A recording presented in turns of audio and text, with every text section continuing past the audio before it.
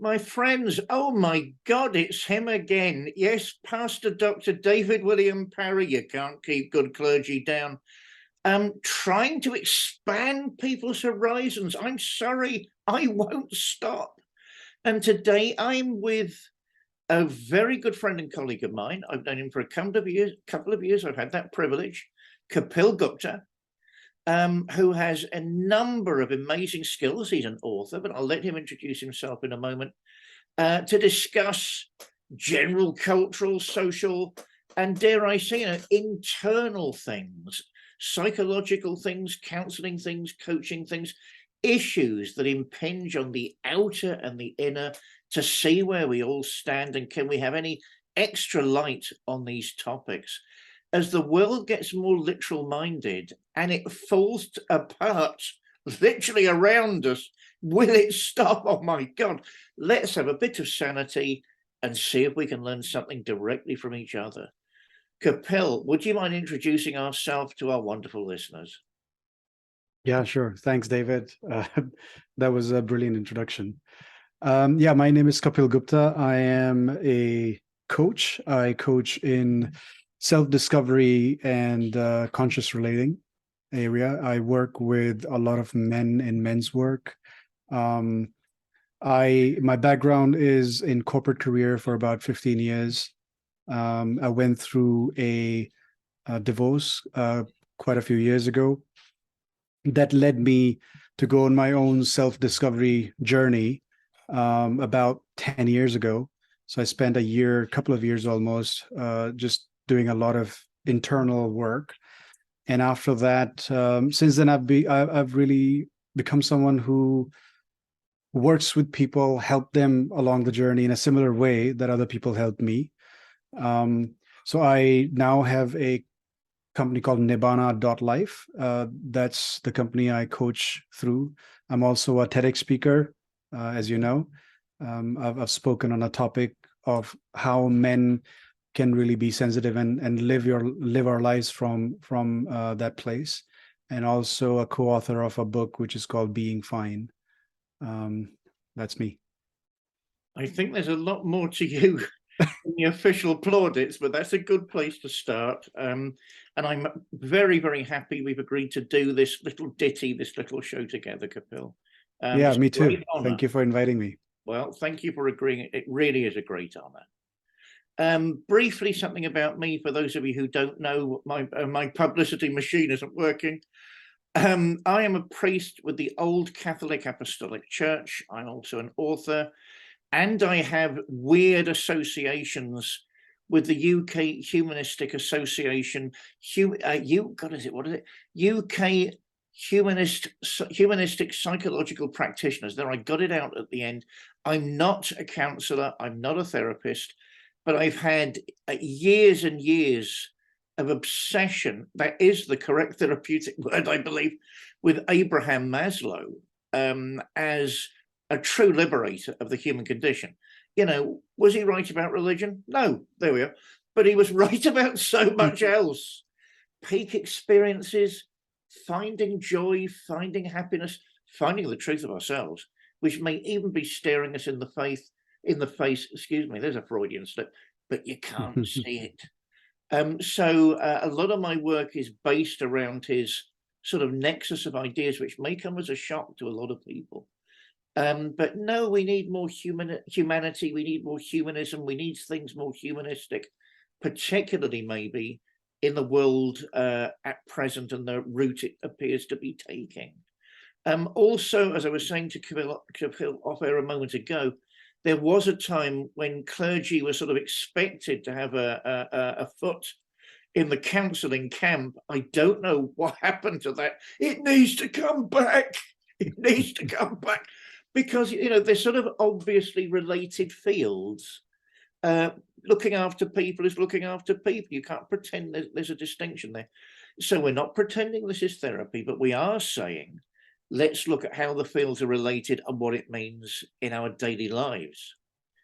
I wanted to start with something that doesn't seem tricky, but obviously is, with issues of faith.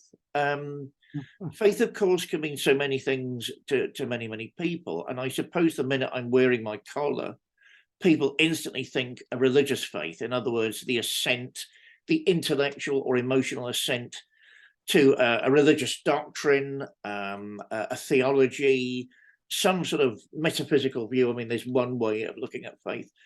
Of course, the entire banking system collapses tomorrow if we don't have faith. The entire system of jurisprudence, law, all over if we don't have faith in the sense of trust and confidence in the way we're dealing with people and the sort of interactions we have with those people. And faith could mean sort of, an aspiration, something aspirational. I am aiming to do more and have the true grit. I've got the understanding within me, possibly intuitive, that can be done. I can aim higher in what I'm doing or deeper in terms of family commitments, relationships, friends, my loyalties to them and what that means in my life. I wanted, Kapil, to start with that for the simple reason I admire the work you do with Men's Group and the whole manning up thing. A wonderful show, that's the wrong word, a wonderful exploration, an evening of psychological explorations, excuse me, I'm tongue-tied today, that I had the privilege of attending a couple of years ago. What is faith to you? And what is faith in terms of men's confidence? How can I be a man and have faith in myself nowadays? Yeah. When you talk about faith, I've been thinking about like what should I say? Is it the religious piece? Is it the spirituality piece? And then a couple of things that stand out for me in my personal experience. When I was growing up, I read a little bit of philosophy, and there's this book by Bertrand Russell, Problems of Philosophy. And in that, he explores this idea of the difference between belief, faith, and knowledge. Do we really know anything? And the thing he talks about in that is belief is something that we have an idea and we believe in. And then when enough people believe in the same idea, it becomes faith. And then he questions, like, is there any point in life where we actually can know something? Do we really know, in philosophical terms, if the sun is going to rise tomorrow? Is maybe today is the last day? Who knows? But we have faith that it will. So that was my first thing that came to mind. But in my work with myself and with others, the thing that I like to use, which a lot of my teachers have talked about, is in life, magic is possible. But magic happens when you have faith and you take action. So magic, faith, action, they seem to be like the three things that I use a lot in my with myself and also in the kind of work that I do. So faith in that way really is a critical element for us to experience this magical or magic around us in life and in everything. So that's where I would like to start. How about you? Gosh, I mean, I had the privilege of knowing Bertie Russell. Oh, wow. I was a very, very, very young cub, and he was bloody old. He was an old sage, so I know exactly what he thought about religion. We were both chained to railings and campaigning about something at some point, with me saying to him, "All right, do you think religion's worth it or not?" And I don't know. I can see why people become Quakers, so I know exactly what he thought. Yeah, I think he had a very deep spiritual understanding of that concept. And as we're talking now, as it's unfolding, it's making me realize we've started with a huge topic as opposed to something very straightforward. But certainly, I think my interest is in what you're doing as someone coaching. And what you were doing in that book, which maybe you want to talk a little more about.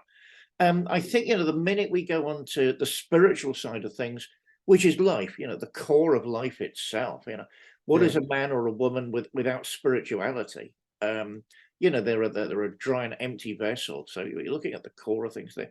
But I think maybe that's a subject we can revisit, because that will be huge. Sure. But stay just, today for a few practical examples maybe of how faith has been useful to us, to me. I mean, certainly as clergy, I'd say my assent to the doctrines has not been difficult. It's been challenging in the sense that you're actually meant to think about them. You're not meant to turn up one day and sign on the dotted line, and then sort of they're in your head. They're in your head. That was never the idea. The idea in church terms was to, this is a body of ideas which some very learned and very beautiful people have composed. What does this mean to you? That was the idea. And, that was where I suppose the link, the bridge between theology and counseling has always been very clear to me, very, very apparent. But, I'm interested at the moment, I suppose, in these monthly shows of, what are these topics and what are they doing? How are they making us more human? How are they making us more functional in our daily lives? Well, any thoughts on that, Kapil? I think when you're talking about the thing that comes to my mind is like just having faith in this idea that ultimately we got to be kind to each other. There's so much hate, anger, hunger for connection, hunger for so many things, and this fight around equality, rights, gender issues. There's so much animosity and misunderstanding. And I feel when I talk, so I do a lot of men's work, and I can sense a lot of anger that men have through their experiences, towards, let's just call the feminine inside us, like the feeling, the emotions. And quite often men grow up being told that your sensitivity is wrong, your vulnerability is weakness. And through that, we develop this anger towards the feminine energy, and similarly, I think other genders, there's a lot of hate around the idea of patriarchy or masculinity itself and masculine energy. And when I look at it, is like ultimately we've got to work together.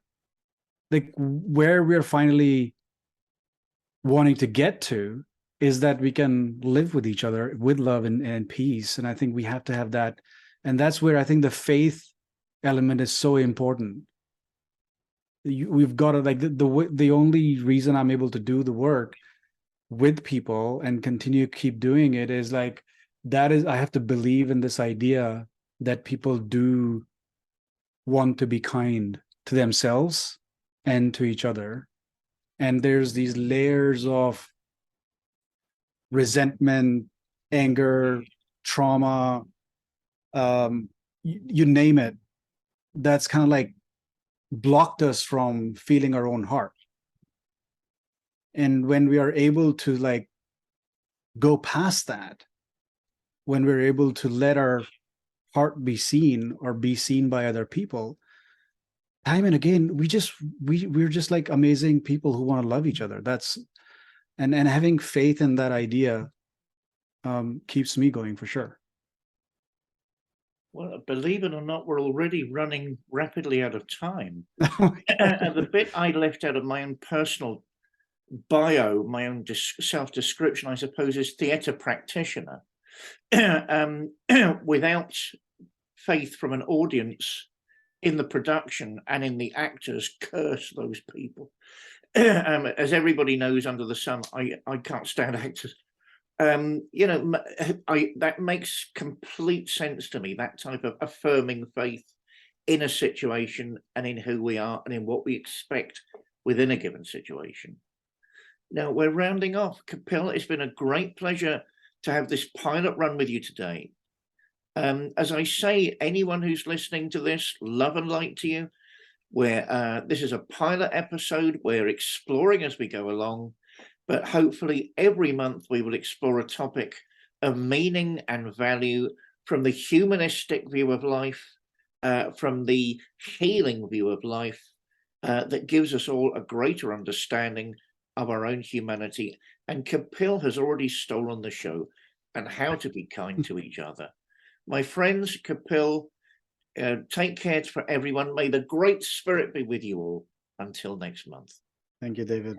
You're too kind.